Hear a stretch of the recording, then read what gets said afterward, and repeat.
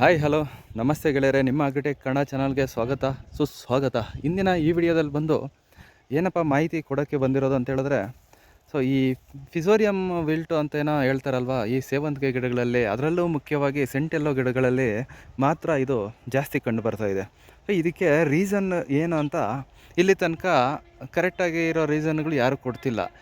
ಕೆಲವೊಬ್ಬರು ಹೇಳೋದು ನೋಡೋದಾದರೆ ಏನಂತ ಹೇಳ್ತಾರೆ, ಈ ಹಾಕಿರೋದ್ರಲ್ಲೇ ಹಾಕಿದ್ರೆ ಈ ರೀತಿಯ ತೊಂದರೆಗಳು ಬರುತ್ತೆ ಅಂತ ಹೇಳ್ತಾರೆ.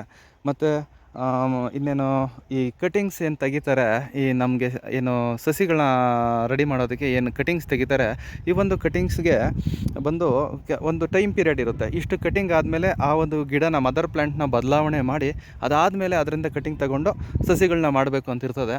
ಸೊ ಕೆಲವೊಬ್ರು ಹೇಳೋ ಪ್ರಕಾರ ಕಟಿಂಗ್ಸ್ ಅನ್ನೋದನ್ನು ಏನು ಮಾಡ್ತಾರೆ, ತೆಗೆದಿರೋದ್ರಲ್ಲೇ ತೆಗೆದು ಒಂದು ರೆಸಿಸ್ಟೆನ್ಸ್ ಪವರ್ ಇಲ್ದಿರ ಈ ರೀತಿ ಆಗುತ್ತೆ ಅಂತ ಕೆಲವೊಬ್ರು ಹೇಳ್ತಾರೆ. ಇನ್ನು ಕೆಲವೊಬ್ರು ಹೇಳೋದೇನಂತ ಹೇಳಿದ್ರೆ, ಹಾಕಿರೋದ್ರಲ್ಲೇ ಹಾಕಿದ್ರೆ ಈ ರೀತಿ ತೊಂದರೆಗಳು ಯಥೇಚ್ಛವಾಗಿ ಕಾಣಿಸ್ಕೊಳ್ಳುತ್ತೆ ಅಂತ ಹೇಳ್ತಾರೆ. ಸೊ ಇದ್ರ ಬಗ್ಗೆ ಇವತ್ತೊಂದು ಸ್ವಲ್ಪ ಚರ್ಚೆ ಮಾಡೋಣ ಅಂತ ಹೇಳ್ಬಿಟ್ಟು ಈ ವಿಡಿಯೋ ಮುಖಾಂತರ ಬಂದಿರೋದು. ದಯವಿಟ್ಟು ಯಾರೆಲ್ಲ ಈ ವಿಡಿಯೋ ನೋಡ್ತಾ ಇದ್ದೀರಾ ಫಸ್ಟ್ ಟೈಮ್ ನಮ್ಮ ಚಾನಲಲ್ಲಿ, ನಿಮಗೇನಾದರೂ ವಿಡಿಯೋ ಇನ್ಫಾರ್ಮೇಟಿವ್ ಅನಿಸಿದ್ರೆ, ಇಷ್ಟ ಆದರೆ ದಯವಿಟ್ಟು ಚಾನಲ್ನ ಸಬ್ಸ್ಕ್ರೈಬ್ ಮಾಡ್ಕೊಳ್ಳಿ, ವಿಡಿಯೋಸ್ನ ಲೈಕ್ ಮಾಡಿ, ಶೇರ್ ಮಾಡಿ. ನೀವು ಎಷ್ಟು ಸಪೋರ್ಟ್ ಕೊಟ್ಟರೆ ನಾವು ಅಷ್ಟು ವಿಡಿಯೋಗಳು ಮಾಡೋದಕ್ಕೆ ನಮಗೂ ಉತ್ತೇಜನ ಸಿಗುತ್ತೆ ಅಂತ ಹೇಳ್ತಾ ವಿಡಿಯೋಗೆ ಹೋಗೋಣ ಬನ್ನಿ. ಈಗ ಇಲ್ಲಿ ನೀವು ಗಮನಿಸ್ತಾ ಇರೋವಂಥ ಫ್ಲ್ಯಾಟ್ ಬಂದು ಸೆಂಟ್ ಎಲ್ಲೋ ಫ್ಲ್ಯಾಟ್ ಸ್ನೇಹಿತರೆ. ಸೊ ಫ್ಲ್ಯಾಟ್ ನೋಡೋದಾದರೆ ತುಂಬಾ ಹೆಲ್ತಿಯಾಗಿ ಚೆನ್ನಾಗಿ ಕಾಣಿಸ್ತಾ ಇದೆ, ನಿಮ್ಮ ಕಣ್ಣಿಗೆ ಈಗ ಇಲ್ಲಿ ಕಾಣಿಸ್ತಾ ಇದೆ. ಇನ್ನು ಇದನ್ನು ಹೊರತುಪಡಿಸಿ ಇದರಲ್ಲಿ ಬಂದು ಏನಾಗಿದೆಯಪ್ಪ ಅಂತ ಹೇಳಿದ್ರೆ, 1.5 ಎಕರೆ ವಿಸ್ತೀರ್ಣದಲ್ಲಿ ಈ ಒಂದು ಫ್ಲ್ಯಾಟ್ ಇರೋದು, ಇದು ಪೂರ್ತಿ ಇರೋದು 1.5 ಎಕರೆ ವಿಸ್ತೀರ್ಣ. ಇದರಲ್ಲಿ ಬಂದು 1 ಎಕರೆ ವಿಸ್ತೀರ್ಣ ಬಂದು ನಾನು ಗುತ್ತಿಗೆಗೆ ಮಾಡ್ತಿದ್ದೆ ಫಸ್ಟಲ್ಲೇ. ಸೊ ಅದರಲ್ಲಿ ಬಂದು ನೀವು ನೋಡ್ತಾ ಇರೋಂಥ ಸಸಿ ಇದೆ. ಇನ್ನು ಒಂದು ಅರ್ಧ ಎಕರೆ ವಿಸ್ತೀರ್ಣ ಬಂದು ಬೇರೆಯವ್ರದ್ದು ಇದೆ.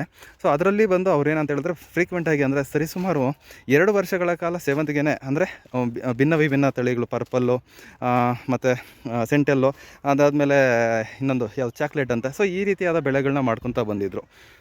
ಅದರಲ್ಲಿ ನೋಡೋದಾದರೆ ಸಸಿಗಳು ಯಾವ ರೀತಿ ಸತ್ತಿದೆ ಅಂತ ಹೇಳ್ಬಿಟ್ಟು ಒಂದು ಇದು ಕೊಡ್ತೀನಿ ನಿಮಗೆ, ವಿಡಿಯೋ ಕೊಡ್ತೀನಿ, ವಿಡಿಯೋದಲ್ಲಿ ಮುಂದೆ ಬರ್ತಾ ಇರ್ತದೆ, ನೋಡ್ತಾ ಇರಿ. ಸೊ ಈ ರೀತಿ ಒಂದು ಇಷ್ಟೆಲ್ಲ ಇನ್ವೆಸ್ಟ್ಮೆಂಟ್ ಮಾಡಿ, ಯಾಕಂತ ಹೇಳಿದ್ರೆ ಇತ್ತೀಚಿನ ದಿನಗಳ ಕೃಷಿ ಅನ್ನೋದು ತುಂಬ ಸಲೀಸಾಗಿ ಆಗುವಂಥ ಕೆಲಸ ಅಲ್ಲ ಸ್ನೇಹಿತರೆ. ಪ್ರತಿಯೊಂದು ಯಾವುದೋ ಒಂದು ಬಿಸ್ನೆಸ್ಗೆ ನಾವು ಇನ್ವೆಸ್ಟ್ ಮಾಡಿದ್ರೆ ಏನಪ್ಪ ಅಂತ ಹೇಳಿದ್ರೆ, ಇವತ್ತೆಲ್ಲ ನಾಳೆ ಅದು ಏನು ಕುಲ್ಲೋಗಲ್ಲ, ಮುಗ್ಗೋಗೋದಿಲ್ಲ, ಅದರಲ್ಲಿ ನಾವು ರಿಟರ್ನ್ಸ್ ಎತ್ಕೋಬೋದು. ಬಟ್ ಕೃಷಿಯಲ್ಲಿ ಆ ರೀತಿ ಅಲ್ಲ. ನಾವು ಹಾಕಿರೋ ಟೈಮಲ್ಲಿ ಒಂದು ಉತ್ತಮ ಬೆಳೆ ಆಗಿ ಉತ್ತಮ ರೇಟ್ ಸಿಕ್ಕಿದ್ರೆ ಮಾತ್ರ ನಮಗೆ ಒಂದು ದುಡ್ಡು ಅನ್ನೋದು ಆಗುತ್ತೆ ಸ್ನೇಹಿತರೆ. ಸೊ ಈಗ ನೋಡಿ, ಇದರಲ್ಲಿ ಬಂದು ಎಷ್ಟೆಲ್ಲ ನೀಟಾಗಿ ಮಾಡಿದ್ದಾರೆ ಅಂತ ಹೇಳಿದ್ರೆ, ಗೊಬ್ಬರ ಒಂದು ಯಾವ ರೀತಿ ಹಾಕಿದ್ರು ಅಂದರೆ ಮಣ್ಣು ಕಾಣಿಸ್ತಾ ಇರಲಿಲ್ಲ, ಆ ರೀತಿ ಒಂದು ತಿಪ್ಪೆ ಗೊಬ್ಬರ ಹಾಕಿದ್ರು. ಜೊತೆಗೆ ಮಲ್ಚಿಂಗ್ ಪೇಪರ್ ಆಗಿರ್ಬೋದು, ಇಲ್ಲಿ ನೀವು ಗಮನಿಸ್ಬೋದು ಮಲ್ಚಿಂಗ್ ಪೇಪರು. ಮತ್ತು ಸಾಲಿಂದ ಸಾಲುಗಳಿಗೆ ಅಂತರ ನೋಡೋದಾದರೆ ನಾರ್ಮಲಾಗಿ ನೀವು ನೋಡ್ಬೋದು, ಇವರು ಇಲ್ಲಿ ನೋಡಿ ಎಷ್ಟು ವಿಶಾಲವಾಗಿ ಕಾಣಿಸ್ತಾ ಇದೆ ಅಂತ ಹೇಳ್ಬಿಟ್ಟು. ಓಡಾಡಲಿಕ್ಕೂ ಅಷ್ಟೇ. ಮತ್ತು ಫ್ಲವರಿಂಗ್ ಟೈಮಲ್ಲಿ ಸ್ವಲ್ಪ ಗಾಳಿ ವಾತಾವರಣ ಚೆನ್ನಾಗಿತ್ತು ಅಂತ ಹೇಳಿದ್ರೆ ಇನ್ನೂ ತುಂಬ ಚೆನ್ನಾಗಿ ಬರ್ತದೆ.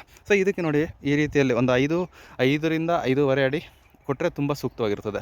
ಇನ್ನು ಈ ಒಂದು ಕ್ಲೈಮೇಟಲ್ಲಿ ಬಂದು ಏನಪ್ಪ ಅಂತ ಹೇಳಿದ್ರೆ, ನಿಮಗೆ ಗೊತ್ತಿರುತ್ತೆ, ಕೋಲ್ಡ್ ಕ್ಲೈಮೇಟಲ್ಲಿ ಗಿಡದ ಬೆಳವಣಿಗೆ ಅನ್ನೋದು ಕುಂಠಿತವಾಗಿರ್ತದೆ. ಸೊ ಅದಕ್ಕೋಸ್ಕರ ಏನಂತ ಹೇಳಿದ್ರೆ ಇವರು LED ಲೈಟ್ಗಳನ್ನ ಬಳಕೆ ಮಾಡಿದರು. ಸುಮಾರು ಒಂದು 35 ದಿನ ಏನೋ ಇದಕ್ಕೆ ಲೈಟಿಂಗ್ ಅನ್ನೋದು ಕೊಟ್ಟಿರ್ತಾರೆ ಸ್ನೇಹಿತರೆ. ಇನ್ನು ಈಗೆಲ್ಲ ಬಂದು ಇನ್ನು ಲಾಕ್ಸ್ ಎಲ್ಲ ಹೊಡಿತಾ ಇದೆ, ಇನ್ನು ಇದು ಮೊಗ್ಗೆಲ್ಲ ಇನ್ನೂ ಸ್ಟಾರ್ಟ್ ಆಗಲಿಲ್ಲ ಸ್ನೇಹಿತರೆ. ಇನ್ನು ಬ್ರಾಂಚಸ್ಸು ಮತ್ತೊಂದು ವಿಚಾರಕ್ಕೆಲ್ಲ ಬಂದಾಗ ನೀವು ಗಮನಿಸ್ಬೋದು ಎಷ್ಟು ನೀಟಾಗಿ ಎಷ್ಟು ಇದಾಗಿ ಬಂದಿದೆ ಅಂತ ಹೇಳ್ಬಿಟ್ಟು. ಸೊ ನಾವು ಇಷ್ಟು ನೀಟಾಗಿ ಬಂದಿದೆ ಅಂತ ಬಾಯಿ ಮಾತಲ್ಲಿ ಹೇಳೋದು ತುಂಬಾ ಸುಲಭ, ಬಟ್ ಅದನ್ನು ಮೇಂಟೈನ್ ಮಾಡೋದಿರುತ್ತಲ್ವ, ಸೊ ಅದನ್ನೋದು ತುಂಬ ಡಿಫಿಕಲ್ಟ್ ಇರುತ್ತೆ. ಸೊ ಒಂದು ರಸ ಇರೋ ಕೀಟಗಳಿಗೆ ಬಿಡದಿರ, ಸೊ ಫಿಸೋರಿಯಂ ವಿಲ್ಟ್ ಅಂತಾರಲ್ಲ ಅದಕ್ಕೆ ಬಿಡದಿರ, ಇದನ್ನೆಲ್ಲ ಮೇಂಟೈನ್ ಮಾಡಿ ಕಡೆಯಲ್ಲಿ ಸುಮಾರು ಜನಗಳನ್ನ ಸಾಕಿದ ನಂತರ ರೈತನು ಇದರಲ್ಲಿ ಬಂದು ಲಾಭನ ತಗೊಂಡು ಒಂದು ದುಡ್ಡು ನೋಡೋ ಅಂಥ ಒಂದು ಇದಿದೆ. ಸೊ ಈಗ ಇಷ್ಟೆಲ್ಲ ನೋಡಿದ್ರಿ, ಈಗ ಹೆಲ್ತಿಯಾಗಿರೋ ಪ್ಲ್ಯಾಂಟ್ಗಳನ್ನೆಲ್ಲ ನೋಡಿದ್ರಿ. ಈಗ ಫಿಸೋರಿಯಂ ವಿಲ್ಟು ನಾನು ಹಿಂದೆನೇ ಹೇಳ್ದಂಗೆ ಒಂದು ಅರ್ಧ ಎಕರೆ ವಿಸ್ತೀರ್ಣದಲ್ಲಿ ಏನಪ್ಪ ಅಂತ ಹೇಳಿದ್ರೆ, ಇದು ಬಂದು ಸೇಲ್ ಆಗೋಯ್ತು ಲ್ಯಾಂಡು. ನಾನು ಫಸ್ಟ್ ಮಾಡ್ತಿದ್ದೆ, ಇದು ಸೇಲ್ ಆದಮೇಲೆ ಬಂದು ಬೇರೆಯವ್ರು ಮಾಡ್ತಿದ್ದಾರೆ, ಒಂದು ಬೋರ್ ಹಾಕ್ಸಿ. ಸೊ ಇದರಲ್ಲಿ ಬಂದು ಅರ್ಧ ಎಕರೆ ಬಂದು ಬೇರೆಯವ್ರದ್ದಿದೆ, 1 ಎಕರೆ ಬಂದು ಒಬ್ಬರದಿದೆ. 1 ಎಕರೆ ವಿಸ್ತೀರ್ಣದಲ್ಲಿ ಇರುವಂಥ ಸಸಿಗಳೆಲ್ಲ ಇಷ್ಟೊತ್ತು ನೋಡಿದ್ರಿ. ಈಗ ಅರ್ಧ ಎಕರೆ ವಿಸ್ತೀರ್ಣದಲ್ಲಿ ರಿಪೀಟೆಡ್ ಆಗಿ ಸೇವಂತಿಗೆ ಬೆಳೆದಿದ್ರು. ಅದಾದಮೇಲೆ ಕಳೆನಾಶಕಗಳನ್ನ ಸ್ವಲ್ಪ ಜಾಸ್ತಿನೇ ಯಥೇಚ್ಛವಾಗಿ ಬಳಕೆ ಮಾಡ್ತಾಯಿದ್ರು. ಆ ಒಂದು ಲ್ಯಾಂಡಲ್ಲಿ ಯಾವ ರೀತಿ ಆಗಿದೆ ನೋಡಿ. ಈ ರೀತಿ ಏನಾದರೂ ನಿಮಗೆ ಆದರೆ ಸೊ ಯಾವ ರೀತಿ ಇರುತ್ತೆ ಅಂತ ನೀವು ಗಮನಿಸ್ಬೋದು ನೋಡಿ. ಇಷ್ಟೆಲ್ಲ ಇನ್ವೆಸ್ಟ್ಮೆಂಟ್ ಮಾಡಿ ಇಲ್ಲಿ ನೋಡಿ ಎಷ್ಟು ನೀಟಾಗಿ ಮಾಡಿರ್ತಾರೆ ಅಂತ ಹೇಳಿದ್ರೆ ನಮಗೆ ಒಂಥರ ಖುಷಿ ಅನಿಸುತ್ತೆ. ಅಂದರೆ ಈ ಥರ ಮೆಥಡ್ನ ವೀಡ್ ಮ್ಯಾಟ್ ಹಾಕಿ ಇಷ್ಟೆಲ್ಲ ನೀಟಾಗಿ ಮಾಡಿರ್ತಾರೆ. ಸೊ ಈ ಒಂದು ಅರ್ಧ ಎಕರೆ ವಿಸ್ತೀರ್ಣದಲ್ಲಿ ಮಾತ್ರ ಈ ರೀತಿಯಾದ ಒಂದು ಪ್ರಾಬ್ಲಮ್ ಬಂದಿದೆ. ಸೊ ಇದರಲ್ಲಿ ನನಗೆ ಅನಿಸಿದ್ದೇನಂತ ಹೇಳಿದ್ರೆ, ಈಗ ಮದರ್ ಪ್ಲ್ಯಾಂಟ್ ಪ್ರಾಬ್ಲಮ್ ಆಗಿದ್ದರೆ ಟೋಟಲ್ ತೋಟ ಪೂರ್ತಿ ಇದೇ ರೀತಿಯೇ ತೊಂದರೆ ಬರಬೇಕಾಗಿತ್ತು. ಸೊ ಮದರ್ ಪ್ಲ್ಯಾಂಟು ಕರೆಕ್ಟಾಗಿದೆ ಅನಿಸ್ತಾ ಇದೆ. ಸಸಿ ಇಲ್ಲಿ ಬಂದು ಈ ಅರ್ಧ ಎಕರೆ ವಿಸ್ತೀರ್ಣದಲ್ಲಿ ಹೇಳಿದ್ನಲ್ವಾ, ರಿಪೀಟೆಡ್ ಆಗಿ ಅಂದರೆ ಸುಮಾರು 1.5-2 ವರ್ಷಗಳ ಕಾಲ ಬರೀ ಸೇವಂತಿಗೆ ಅನ್ನೋದನ್ನು ಒಂದೇ ಬೆಡ್ಡಲ್ಲಿ ತೆಗೆಯೋದು ಮಾಡ್ತಿದ್ರು. ಸೊ ಆ ಒಂದು ವಿಸ್ತೀರ್ಣದಲ್ಲಿ ಗಿಡಗಳ ಪರಿಸ್ಥಿತಿ ನೋಡೋದಾದರೆ ಈ ರೀತಿಯಲ್ಲಿದೆ ಸ್ನೇಹಿತರೆ.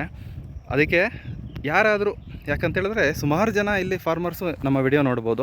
ಇದರಲ್ಲಿ ಬಂದು ಗೊತ್ತಿರೋರು ನೋಡ್ತಾರೆ, ಅಂದರೆ ತಿಳುವಳಿಕೆ ಇರೋರು ನೋಡ್ತಾರೆ. ಸೊ ಆಲ್ಮೋಸ್ಟ್ ಇದನ್ನೆಲ್ಲ ಬೆಳೆದು ಚೆನ್ನಾಗಿ ಎಕ್ಸ್ಪೀರಿಯನ್ಸ್ ಇರೋವಂಥವ್ರು ಯಾರಾದರೂ ಈ ವಿಡಿಯೋನ ನೋಡ್ತಾ ಇದ್ದರೆ ದಯವಿಟ್ಟು ನಿಮ್ಮ ಒಂದು ಸಲಹೆಯನ್ನು ಕಾಮೆಂಟ್ ಬಾಕ್ಸಲ್ಲಿ ಒಂದು ಕಾಮೆಂಟ್ ಮುಖಾಂತರ ಕೊಡೋದು ಸೂಕ್ತವಾಗಿರುತ್ತೆ ಸ್ನೇಹಿತರೆ. ಇದನ್ನು ಯಾವ ರೀತಿ ಆ ತೊಟ್ಟಿಯಲ್ಲಿ ಇಟ್ಕೊಬೇಕು ಅನ್ನೋದು.